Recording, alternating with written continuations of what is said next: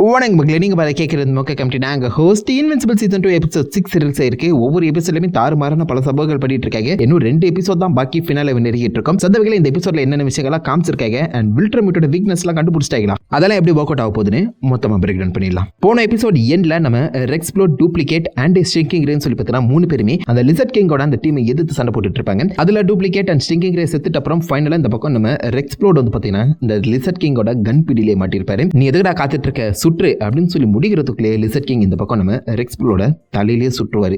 அவ்வளோதான்டா அவன் சொல்லி முடிஞ்சு அப்படின்னு நீங்கள் நினச்சிட்டு இருக்க அதே சமயத்தில் ரெக்ஸ்ப்ளோட வந்து பார்த்தீங்கன்னா ஆக்சுவலாக எழுந்து நின்று இந்த பக்கம் நம்ம லிசர்ட் கிங்கை அடி பொழந்து தலையை மிதிச்சு சட்னி ஆக்கிடுறாருங்க. அதாவது லிசர்ட் கிங்கோட மூளையை முட்டை மசாலா பண்ணிட்டாருன்னா யோசிச்சு பாருங்க. தலையிலேயே சுட்டுறதும் இந்த பக்கம் ரெக்ஸ்ப்ளோட் பார்த்தீங்கன்னா கம்ப்ளீட்டா சாகல, கான்சியஸ் வந்து லிசர்ட் கிங்கை அடி பொழந்துட்டாரு. நல்ல வேலை சிசிலோட ஆளுங்க கரெக்டான டைமுக்கு வந்தாங்க. ஸோ அடிப்பட்டு கீழே வந்து ரெக்ஸ்ப்ளோட இப்போதைக்கு ஆஸ்பத்திரி கூட்டு போயிருக்காங்க. அந்த சமயத்தில் தான் கொமோடோ டிராகன் ஆக்சுவலாக நம்ம ஸ்டிங்கிங் ரேவை மூழ்கி இருப்பார்ல, அவளுமே திரும்ப உயிரோட வர மாதிரி காமிக்கப்பட்டிருக்கும். ஸோ வயிற்ற கிழிச்சிட்டு வெளில வந்திருப்பா. அவளுமே இப்போதைக்கு ஒரு சீரியஸான கண்டிஷன்ல தான் இருக்கேன். ஸோ இப்போதைக்கு அந்த 3 பேர்ல டூப்ளிகேட் மட்டும் தான் உண்மையாவே செத்துருக்கா.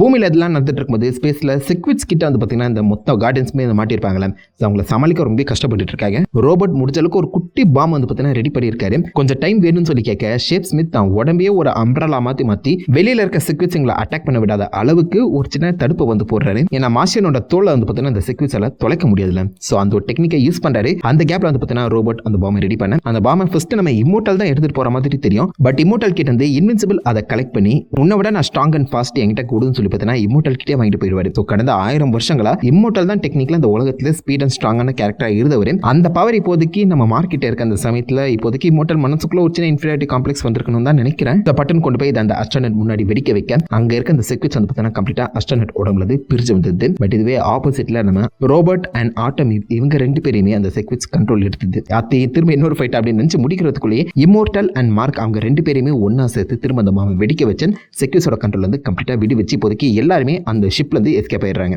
அந்த அஸ்ட்ரோனட்டுமே எப்படியே சேஃபா கொண்டு வந்துடுறாங்க. போற வழியில மார்ஷியன்ஸ் எல்லாருமே ஷேப் ஷிஃப்டரா விட்டுட்டு போயிடுங்க. பிகாஸ் அவ எங்க இனத்துக்கே துரோகம் பண்ணியிருக்கான், அவனை நாங்க கொல்லாம விட மாட்டேல அப்படின்னு சொல்லிட்டு இருக்கும்போதே கார்டியன்ஸ் நக்கு அப்படின்னு சொல்லி எல்லாருமே ஒன்னா சேர்ந்து அந்த மார்ஷியனோட ஒரு ஷிப்பே ஆட்டி போட்டு அங்கே எஸ்கேப் ஆயிடுறாங்க. அதுல நம்ம மார்க் வந்து பார்த்தீங்கன்னா இறங்கி எல்லா ஷிப்புமே அடிச்சு தம்சம் பண்ணுவாரு. இந்த இடத்துல நம்ம மார்க் அண்ட் ஆட்டம் இவுக்குள்ள ஏதோ ஒரு ஃபயர் இருக்க மாதிரி காமிச்சிருக்காங்க. ஏன் அப்படி காமிச்சாங்க தெரியல. பாசிபிளி ஃபியூச்சர்ல ஆட்டம் இவ் அண்ட் மார்க் ஒன்னா சேர்றதுக்கான வாய்ப்புகள் அதிகம். இப்போதைக்கு அந்த ஸ்பேஸ்ல எல்லா விஷயங்களுமே முடிச்சுட்டு பூமிக்கு ரிட்டர்ன் ஆகி பார்த்தா பூமியில எல்லாருமே அடிப்பட்டு விழுந்து கிடக்குறாங்க. முக்கியமா ரெக்ஸ்ப்ளோட பார்த்து நம்ம ஆட்டமிவ் தேம்பி அழுவா. காரணம் ரெக்ஸ் வந்து ஆட்டமியோட எக்ஸ் லவர்ல இவ்வளோ பெரிய ஒரு பிரச்சனை பூமியில் நடந்திருக்கு, இங்கே நம்ம இல்லாமல் போயிட்டோமே அப்படிங்கிற ஒரு வருத்தமும் மார்க்கோட கண்ணில் உங்களால் பார்க்க முடியும். அண்ட் டூப்ளிகேட் செத்ததை இந்த பக்கம் நம்ம இம்மோர்டலால் சுத்தமாக அக்செப்டே பண்ண முடியல. இம்மோர்டல் அந்த டூப்ளிகேட்டோட ஃபியூனரல் அப்போ நான் 1000 வருஷங்களாக வாழ்ந்திருக்கேன், ஏகப்பட்ட லவ்ஸ் எனக்கு இருந்திருக்காங்க, ஆனால் இவளுடைய சாவு மட்டும் ஏன் என்னை வந்து குத்துது குடையுது, ஏன் இவ சாவு மட்டும் என்ன அஃபெக்ட் பண்ணுதுங்கிற மாதிரி யோசிக்க ஆரம்பிச்சிருப்பாரு. மேபி டூப்ளிகேட் இம்மோர்டலோட அந்த மனித தன்மையை திரும்ப கொண்டு வந்திருக்காங்க போல. அதே அவருக்கு ஒரு தனி கடுப்பையும் கலப்புது. டூப்ளிகேட்டை இழந்திருக்கான், அதே மாதிரி இன்வின்சிபிள் அவன் தன்னுடைய அந்த பொசிஷனை எடுக்க போறான், நான் வந்து ஒரு செல்லா காசா மாறிட்டு இருக்கணும் அப்படிங்கிற மாதிரி கூட இம்மோர்டல் யோசிக்க ஆரம்பிச்சிருக்கலாம், வாய்ப்புகள் அதிகம். அப்படியே மார்க்கோட பிரதர் ஆலிவரை காமிக்கிறாங்க. எஸ், இப்போதைக்கு மார்க்கோட பிரதருக்கு அவங்க அம்மா அவருடைய தாத்தா பேர் வந்து பார்த்தீங்கன்னா கொடுத்துருப்பாங்க ஆலிவர்னு. ஆனால் அந்த பைபுள்ள நம்ம பூமியில் இருக்க எந்த ஒரு சாப்பாடையுமே சாப்பிட மாட்டானா. சாலிடான பொருளை செரிக்கக்கூடிய அளவுக்கு அவன் உடம்புல என்சைம்ஸ் இல்லாத அந்த சமயத்தில் அவங்க அம்மா சாப்பிட்டுட்டு தான் இந்த பக்கம் அந்த பைபுலைக்கு ஊட்டி விடணுமா. ஒரு பறவை மாதிரி வச்சுக்கோங்களேன். ஸோ மார்க்கோட அந்த தம்பியை நான் எப்படியாவது வளர்த்து கொடுக்குறேன், அதுவும் மார்க் மாதிரியே நல்லவனா வளர்த்து கொடுக்குறேங்கிற ஒரு எண்ணிக்கையில் இப்போதைக்கு அந்த புள்ளைய இந்த டெப்ராவே வளர்க்க ஆரம்பிக்கிறான். இந்த இடத்துல அந்த புள்ளையே என்கிட்ட கொடுத்துருன்னு சொல்லி பல டைம் இந்த பந்திரி சீசல் வந்து பார்த்தீங்கன்னா கேட்டுருந்தாலும் இல்லை, இதை நான் மார்க்குக்காக பண்ணணும் அப்படிங்கிற மாதிரி அந்த புள்ளையை வளர்ப்பான். அண்ட் அப்பப்போ அந்த புள்ளையை பார்க்கறதுக்காக நானிஸ் அவங்களுமே ஹையர் பண்ண ட்ரை பண்ணுவா. ஏகப்பட்ட பேர் இன்டர்வியூ எடுக்கிற மாதிரி காமிக்கப்படும். பட் யாருமே செட் ஆகாத தான் முடிச்சிருப்பாங்க. ஸோ விச் மீன்ஸ் எனக்கு தெரிஞ்சு டெப்ராவே ஃபைனலாக இந்த பக்கம் இந்த குழந்தைய வளர்க்கறதுக்கான வாய்ப்புகள் அதிகம். மார்க் பூமிக்கு ரிட்டர்ன் ஆகிட்டு ஆஃபீஸ் அவங்களுடைய ஃப்ரெண்ட்ஸை மீட் பண்ண போகிறாங்க. ஃபர்ஸ்ட் அவள் டேரக்டாக அமாண்டா கிட்ட போய் நடத்த எல்லா உண்மைகளையும் சொல்லி 2 பேருமே கட்டிப்பிடிச்சு அழுதுட்டு இருப்பாங்க. ஆல்சோ நம்ம மார்க்கோட ஃப்ரெண்ட் வில்லியம் அவருடைய பாய் ஃப்ரெண்ட் ரிக்கை வந்து பார்த்தீங்கன்னா இன்ட்ரடியூஸ் பண்ணுவாங்க. ஸோ ரிக்கை இதுக்கு முன்னாடி நீங்கள் சீசன் 1ல பார்த்துருக்கலாம். அந்த சமயத்தில் நம்ம ரிக்கை வந்து பார்த்தீங்கன்னா ஒரு சைபாக மாற்றிருப்பாங்க. அதுல இருந்து எப்படியோ இவனை வந்து சேவ் பண்ணி இப்போதைக்கு நார்மல் மனுஷனாவே கொண்டு வந்திருக்காங்க. அதை பார்த்து டொனால்டு வந்து பார்த்தீங்கன்னா செம்ம காண்ட் ஆகுறாரு. பிகாஸ் இப்போதைக்கு டொனால்டுக்குள்ள ஒரு சைபர் உடம்பு தானே இருக்கு. ஸோ அந்த இடத்துல ஒரு பர்சனல் கனெக்ஷன் நம்ம டொனால்ட் அண்ட் ரிக்கு இருக்க மாதிரி காமிக்க ட்ரை பண்றாங்க. இந்த மாதிரி இன்னும் எத்தனை பேரை நம்ம வந்து பாதிக்க போறோங்கிற தாட்டும் பாசிபிளி டொனால்டுக்கு வந்திருக்கலாம். இந்த சமயத்தில் நம்ம மார்க் அண்ட் அமேண்டாக்குள்ள வந்து பார்த்தீங்கன்னா அப்பப்போ ஏதோ சண்டை வர மாதிரியோ இல்லை பிரேக்கப் பார்க்குற மாதிரியோ சீக்வன்ஸ் பற்றி நான் போயிட்டு இருக்கோம். முக்கியமாக ரெண்டு பேருமே ஒரு கஃபேல உட்காந்து காஃபி சாப்பிட்டு இருப்பாங்க. இந்த காஃபியோட மேலே நீங்கள் பார்த்தீங்கன்னா 2 broken hearts இருக்கும். ஸோ விச் மீன்ஸ் இங்கே பிரேக்கப் பண்ணவங்க நகர்ந்துட்டு இருக்காங்களோங்கிற தாட் தான் நமக்கு வருது. காரணம் அப்பப்போ நம்ம மார்க் வந்து பார்த்தீங்கன்னா இந்த உலகத்தை காப்பாற்ற போறோம்னு சொல்லி கிளம்பி இருப்பாப்ல. ஸோ பூமியில தான் கூட இல்லாத பாய் ஃப்ரெண்ட் எதுக்கடா இருக்கணுங்கிற தாட் பாசிபிளி அமேண்டாக்கு வந்திருக்கலாம். அதே மாதிரி அமேண்டாவுக்கும் மார்க்கு ஈக்குவலான ஒரு கேர்ள் ஃப்ரெண்டை நான் இல்லாமல் போயிட்டணும் அப்படிங்கிற தாட்டுமே இருக்குன்னு தான் நினைக்கிறேன். ஸோ ரெண்டு பேருமே இப்போதைக்கு ஆல்மோஸ்ட் லைக் ஒரு பிரேக்கப் சிச்சுவேஷனில் தான் இருக்காங்க.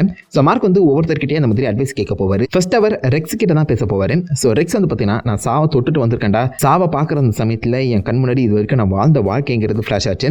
அதில் நான் ஏகப்பட்ட கேர்ள் ஃப்ரெண்ட்ஸ் கூட இருந்திருக்கேன், ஆனால் யாருமே ஒழுங்காக ட்ரீட் பண்ணாமல் விட்டுருக்கேன். அதுதான் நான் செஞ்ச மிகப்பெரிய தப்பு. இனிமேல் அப்படி நான் இருக்க மாட்டேன் அப்படிங்கிறத சொல்ல மார்க் வந்து பார்த்தீங்கன்னா கொஞ்சம் திருந்துற மாதிரி இருக்கு. தன்னுடைய கேர்ள் ஃப்ரெண்ட் பற்றி அவர் யோசிக்கிற மாதிரி இருக்கு. இந்த இடத்துல நம்ம ரெக்ஸுக்கு பார்த்தீங்கன்னா ஒரு புது கை கொடுக்க போகிற மாதிரியும் சொல்லியிருக்காங்க. பாசிபிளி ஏதாவது ஒரு சைபார் கையாக இருக்கும்னு நினைக்கிறேன். அப்படியே அவர் அங்கிருந்து அவருடைய காஸ்டியூம் டிசைனர் கிட்ட பேச போவார். அந்த பக்கம் நம்ம அமேண்டா வந்து பார்த்தீங்கன்னா ஆட்டம் ஈவ் கிட்ட பேசுவாங்க. என்ன பண்ணுறது அப்படின்னு சொல்லி கேட்க ரெண்டு பக்கமும் ஈக்குவலான அட்வைஸ், ஒரே மாதிரியான அட்வைஸ் தான் உங்களுக்கு கொடுக்கப்படும். அது ரொம்ப ஃபன்னாக இருக்கும். அந்த சீக்வன்ஸை பார்த்தீங்கன்னா நம்ம ஃபன்னாக வந்து ப்ளே பண்ணியிருப்பாங்க, நல்லா எழுதியிருப்பாங்க. நீங்கள் பார்த்தாலே தெரியும் ரெண்டு பக்கமும் ஆட்டம் ஈவ் அண்ட் அந்த காஸ்டியூம் டிசைனர் ஒரே மாதிரி அட்வைஸை தான் அந்த கப்பிள்ஸுக்கு கொடுக்குற மாதிரி இருக்கும். ஒவ்வொருத்தரும் மிஸ் பண்ணுறேன்னு சொல்கிறீங்க, அப்பப்போ இந்த ஸ்பேஸுக்கு இந்த பைபிள் போயிட்டு வந்து இப்போதைக்கு ரெண்டு பேருமே பூமியில் தானே இருக்கீங்க, லவ் பண்ணிட்டு போகையா அப்படின்னு சொல்லி இந்த பக்கம் லைக் ஓப்பனாகவே பேச ஆரம்பிக்கிறாங்க. நல்லா இருக்குங்க பார்க்க. அந்த கப்பிள்ஸ்குள்ளேயுமே ஒரே மாதிரி அந்த வேவ்லென்த் தாட் தான் இருக்கு. பேசி தீர்த்துக்கிட்டா முடிகிற ஒரு விஷயத்தை பிரேக்கப் லெவலுக்கு கொண்டு போய் நிறுத்திருக்காங்க. ஸோ ஏதோ அட்வைஸ்லாம் கேட்டுக்கிட்டு மார்க் அங்கேருந்து கிளம்புறதுக்கு முன்னாடி அந்த காஸ்டியூம் டிசைனர் பார்த்தீங்கன்னா உங்கள் அம்மா வந்து நோடன் சம்மந்தம் இல்லாத பல பொருட்களை தூக்கி போட்டுட்டு இருந்தாங்க, முக்கியமாக இந்த புக்ஸு இந்த தூக்கி போட்டாங்க, நல்லவெல்லாம் நான் எடுத்து வச்சுக்கிட்டேன், உனக்கு தேவைப்படுமா அப்படின்னு சொல்லி கேட்க மார்க் இந்த புக்கை தான் ரொம்ப நாளாக தேடிட்டு இருந்தாரு. இந்த புக்குக்குள்ளே அப்படி என்ன தான் இருக்குங்கிறத படிக்க ஆரம்பிப்பார். ஏன்னா ஆம்னிமனும் அந்த புக்குக்குள்ளே தான் சீக்ரெட் இருக்குன்னு சொல்லிட்டு போயிருப்பார்ல. ஸோ அதை படித்தா first space rider and infinity gun பற்றின ஒரு சின்ன டீட்டெயில் பற்றின இருக்கேன்.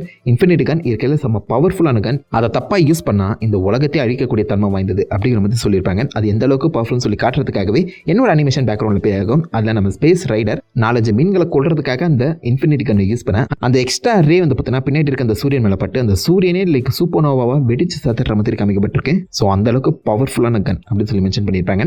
அதை தொடர்ந்து சாவேஜ் பிளானட், சாவேஜ் பீஸ்ட்னு சொல்லி அந்த புக்கில் வந்து பார்த்தீங்கன்னா ஒரு பிளானெட்ல ஆம்னிமேன் என்னோட வில்ட்ரமேட் இந்த மாதிரி சும்மா எக்ஸ்கேவேட் பண்ண போயிருக்காங்க. ஸோ அங்கே ராக்னர்னு சொல்ல போகிற ஒரு பயங்கரமான மிருகத்தை பார்த்துருக்காங்க. ஸோ அந்த இடத்துல இருக்க அந்த கிராவிட்டி ரொம்ப ஸ்ட்ராங்காக இருக்க அந்த காந்தனால அங்கே இருக்க மிருகங்களும் செம்ம ஸ்ட்ராங்காக வளர்ந்துருக்கேன். கிட்டத்தட்ட வில்ட்ரமிஸை கடிச்சு சாப்பிடக்கூடிய அளவுக்கு செம்ம ஸ்ட்ராங்கான மிருகங்கள், டேம் பண்ண முடியாத வைல்டு பீஸ்டாக வளர்ந்துருக்கு. வில்ட்ரமைட்டே கொள்ளக்கூடிய சக்தி அதுக்கு இருக்குங்கிற மாதிரி எழுதியிருப்பாப்ல. ஸோ விச் மீன்ஸ் இங்கே இருக்க அந்த புக்குக்குள்ளே ஆப்வியஸாக நம்ம வில்ட்ரமைட்டை டிஃபீட் பண்ணுறதுக்கான டெக்னிக்ஸ் இருக்குங்கிறத இப்போதைக்கு நம்ம மார்க் புரிஞ்சுக்க ஆரம்பிக்கிறாரு. ஸோ வில்ட்ரமைட்ஸ் தானே ஆப்வியஸாக எங்களுடைய மிக முக்கியமான வில்லனாக வர போகிறாங்க. அந்த வில்ட்ரம் எம்பையரை எதிர்த்து நம்ம ஏன் ராக்னாரை வச்சு ஒரு மிகப்பெரிய ஆர்மியை பில்ட் பண்ணக்கூடாதுங்கிற தாட்டும் பாசிபிளி இவருக்கு வந்திருக்கலாம் போல. ஸோ தொடர்ந்து அந்த புக்கில் என்னென்ன எழுதியிருக்குன்னு சொல்லி பார்த்தீங்கன்னா படிக்க ஆரம்பிக்கிறாரு. இந்த பக்கம் நம்ம ஆட்டம் ஈவை சீசன் வந்து பார்த்தீங்கன்னா திரும்ப அந்த கார்டன்ஸ் டீமுக்குள்ளே கூட்டு வர ட்ரை பண்ணுறாரு.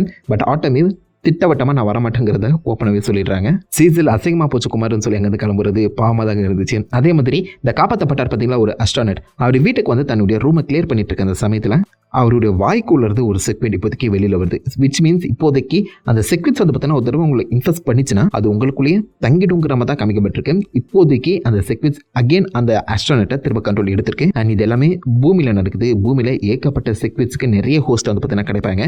பூமியே ஒரு ஜாம்பி அபாக்கலிப்ஸ் சிச்சுவேஷனுக்கு புஷ் பண்ணப்பட்டிருக்குன்னு சொல்லலாம். அதே மாதிரி ஆட்டோமேவ் அண்ட் ரோபோட் இவங்க ரெண்டு பேருமே செக்மெண்ட்ஸ் கண்ட்ரோல் எடுத்து இருந்துச்சு. ஸோ விச் மீன்ஸ் அவங்களுக்குள்ளேயுமே ஒரு செக்மெண்ட் வளர்ந்துட்டு இருக்கா, கேள்விக்குறியாக தான் இருக்குது.